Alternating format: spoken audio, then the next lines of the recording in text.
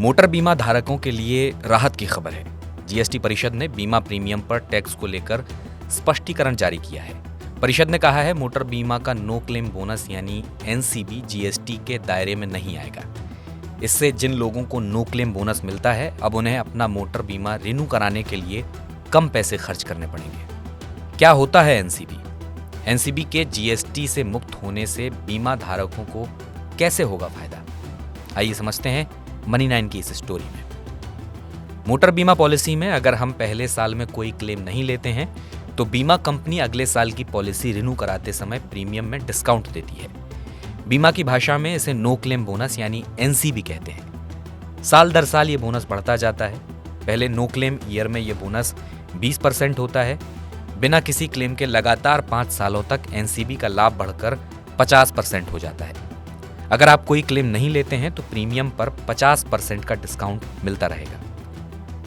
NCB का लाभ केवल खुद के नुकसान यानी ऑन डैमेज प्रीमियम के डिस्काउंट के रूप में मिलता रहेगा। थर्ड पार्टी प्रीमियम पर यह छूट नहीं मिलती है। बोनस का ये लाभ सभी जनरल इंश्योरेंस कंपनियां दे रही हैं। अगर आपने 10 लाख रुपए की कार खरीदी है और उसके लिए ऑन डैमेज बीमा का प्रीमियम 40,000 रुपए है और पहले साल में आप कोई क्लेम नहीं लेते हैं तो 20% के हिसाब से 8,000 रुपए का बोनस मिलेगा। अगर लगातार 5 साल तक क्लेम नहीं लेते हैं और मान लिया जाए कि प्रीमियम की राशि 40,000 रुपए है तो 50% के हिसाब से 20,000 रुपए का डिस्काउंट मिलेगा। अगर आगे भी क्लेम नहीं लेंगे तो ये डिस्काउंट मिलता रहेगा। अगर प्रीमियम की राशि 40,000 रुपए है और पहले नो क्लेम ईयर के बाद 20 के हिसाब से 8,000 रुपए का बोनस मिला है।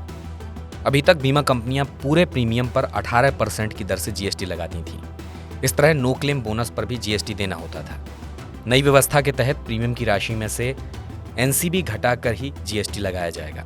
इस तरह पहले साल में 8,000 का 18% यानी 1,440 रुपए का फायदा होगा।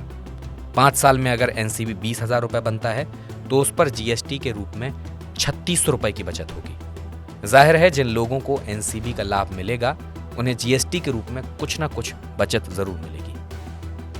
अगर किसी साल आपने क्लेम लिया है तो अगले साल आपको एनसीबी नहीं मिलेगा और अगर पॉलिसी एक्सपायर होने के 90 दिन के भीतर रिन्यू नहीं कराई गई है तो आपको एनसीबी नहीं मिलेगा, भले ही आपने क्लेम ना लिया हो।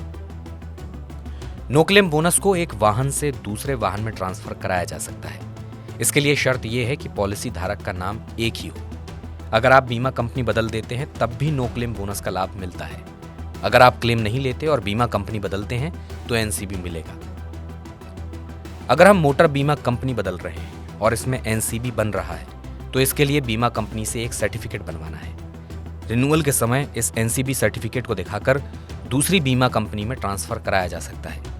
रिन्यूअल के समय बोनस की राशि घटाकर आपको प्रीमियम का भुगतान करना होगा। एक बीमा कंपनी का एनसीबी दूसरी बीमा कंपनी में ट्रांसफर किया जा सकता है, लेकिन कार का एनसीबी कार के बीमा में एडजस्ट हो पाएगा।